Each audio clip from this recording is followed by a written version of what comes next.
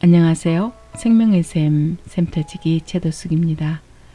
오늘은 지난 시간에 이어서 테레사의 영혼의 성 두 번째 시간인데요. 테레사는 이 책을 통해서 영혼의 7가지 궁성에 대해서 말해주고 있습니다. 각 궁성의 특성, 또 상태, 또 주의할 점 이렇게 말해주면서 우리가 이 책을 읽으면서 내 영혼의 상태를 가늠해보며 내가 몇 번째 궁성에 있나를 생각하게 만듭니다. 오늘은 제2궁성 이제 시작하겠습니다.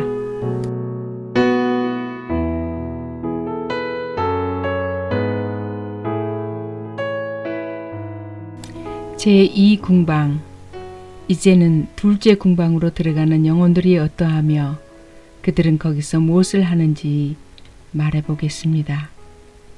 그들은 벌써 기도를 시작한 이들이고 첫째 궁방에만 주저앉아서는 안 된다는 것을 깨달은 이들입니다. 하지만 그들은 대체로 이 궁방을 떠날 결심이 아직 되어 있지 않습니다. 그래도 가끔이나마 뱀들과 독충들을 피하려 하고 그것들을 떠나야 하겠다는 것쯤은 알고 있으므로 이것만으로도 하나님의 큰 은혜일 것입니다. 한편 이런 영혼들은 첫 궁방의 그들보다 위험은 적지만 더 큰 괴로움을 당하게 됩니다. 위험이 적다는 것은 그들이 이미 위험을 알고 있고 성 안으로 깊숙이 들어갈 희망이 짙기 때문입니다. 더 큰 괴로움을 당하게 된다는 말은 첫 궁방 사람들이 벙어리, 기머거리 같아서 못 듣는 바에야 말 못하는 것이 그리 큰 괴로움이 아닌데 비하여 듣기만 할 뿐 말을 할 수 없는 사람은 훨씬 더 큰 고생이 된다는 것입니다. 그렇다고 못 듣는 것이 바람직하다는 것은 아닙니다. 남의 말을 알아듣는 것은 얼마나 다행한 일이겠습니까? 이 사람들은 그러기에 주께서 부르시는 소리를 듣습니다. 주님이 계시는 곳으로 더욱 가까이 들어가므로 그만치 더욱 가까이 있는 이들인 것입니다. 주께서는 우리가 당신을 사랑하고 당신과 함께 있고자 애쓰는 것을 끔찍이 여기셔서 때때로 우리를 부르시며 당신 가까이 오라 하십니다. 그럴 때면 부르시는 그 목소리가 어찌나 부드러우신지 가엾은 영혼은 그 부르심에 당장 응하지 못하는 것이 슬퍼지고 그리하여 위에서 내가 말한 대로 차라리 못 듣는 이보다 괴로움은 더욱 크다는 것입니다. 하지만 그 목소리나 부르심이라는 것은 내가 앞으로 말하게 될 그런 것이 아니라 여기서는 여러분들이 훌륭한 사람의 말이나 설교에서 들은 것 또는 좋은 책에서 읽은 것 다른 데서 들은 소리들을 가리키는 것입니다.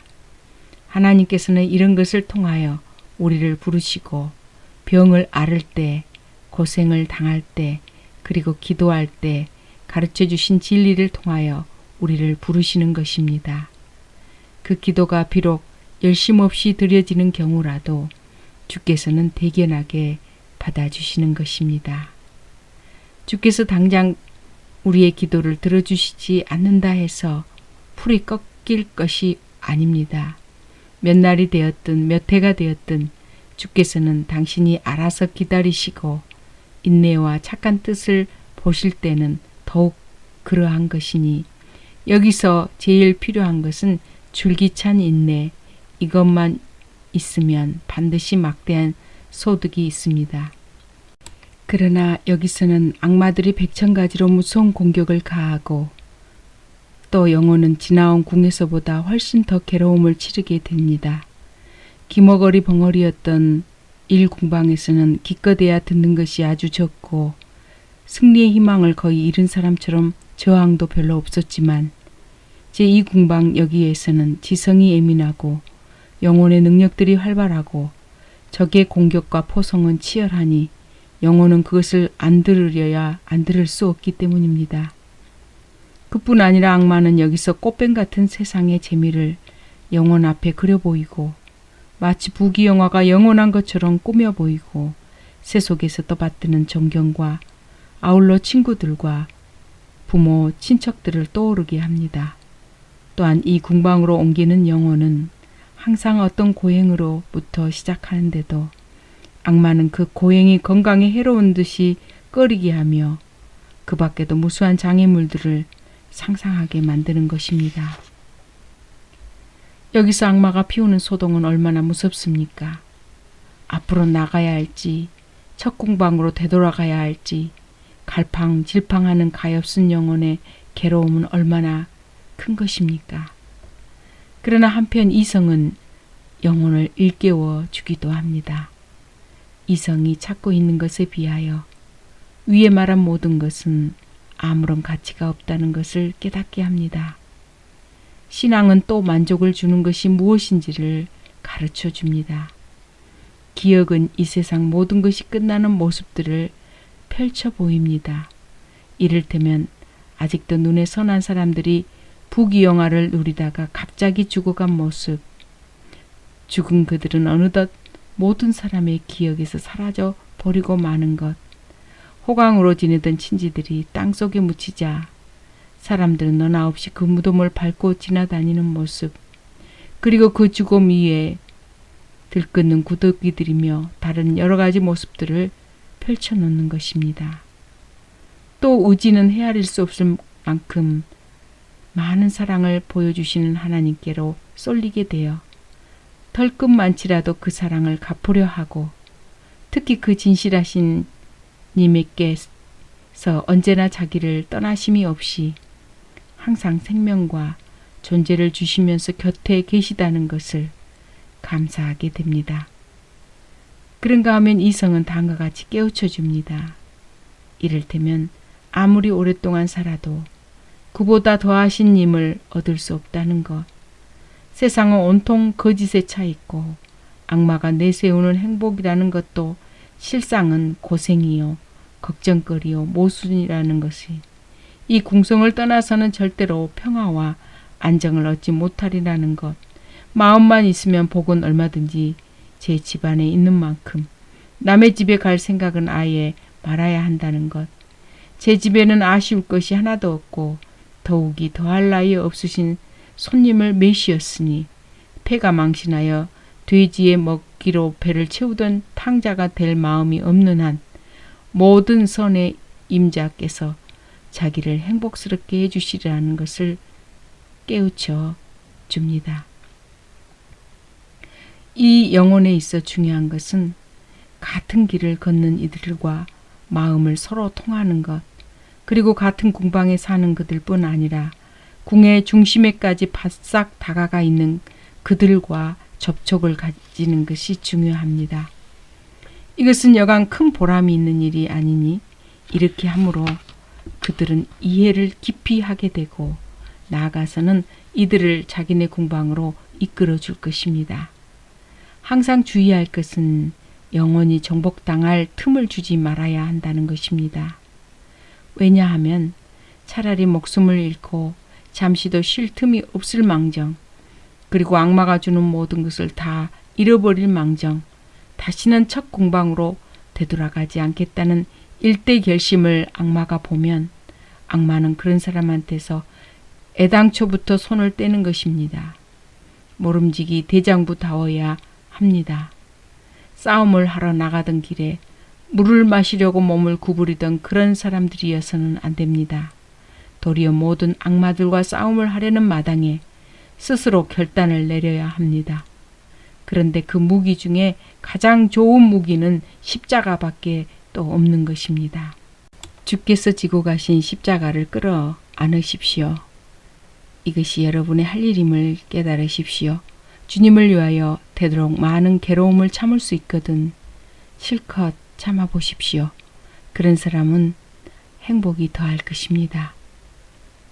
기도 생활로 접어든 사람이 가져야 할 열망의 전부는 있는 정성을 다하여서 자기의 뜻을 주님의 뜻에 맞추기로 노력하고 결정하고 준비하는 데 있습니다. 여러분은 영성의 길에서 도달할 수 있는 최고의 완전성은 오로지 여기에 있다는 것을 확신하십시오. 더할 나위 없이 여기에 완전한 사람이면 그만치 주님께로부터 받는 것이 더 많을 것이고 그만치 또 이 길에 더 나아갈 것입니다. 오직 여기에 우리의 모든 행복이 있으니 무슨 야릇한 알지도 알아듣지도 못할 그런 데 있다고 생각하지 마십시오. 처음부터 길을 잘못 들여서 주께서 우리 뜻대로만 해주시려니 우리 생각대로 이끌어 주시려니 한다면 어떻게 이 집이 든든한 기초 위에 세워졌다고 하겠습니까? 우리는 우리에게 있는 것을 가지고 최선을 다합시다. 그리고 우리 자신을 독중에서 지킵시다.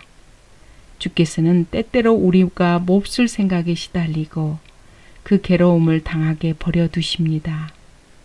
어찌 그뿐이겠습니까? 어느 때는 독충들이 우리를 물게까지 허락하십니다.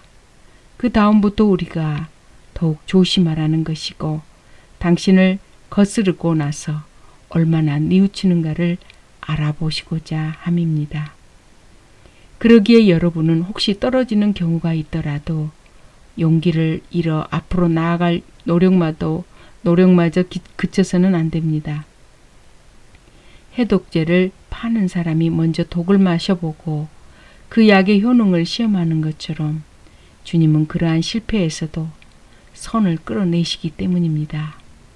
스스로의 비참 그리고 헷갈린 마음의 막대한 해독을 다른 무엇으로 우리가 깨닫지 못할 때에 이러한 타격이라도 받아서 다시 마음을 가다듬을 수 있다면 이것으로 넉넉할 것입니다.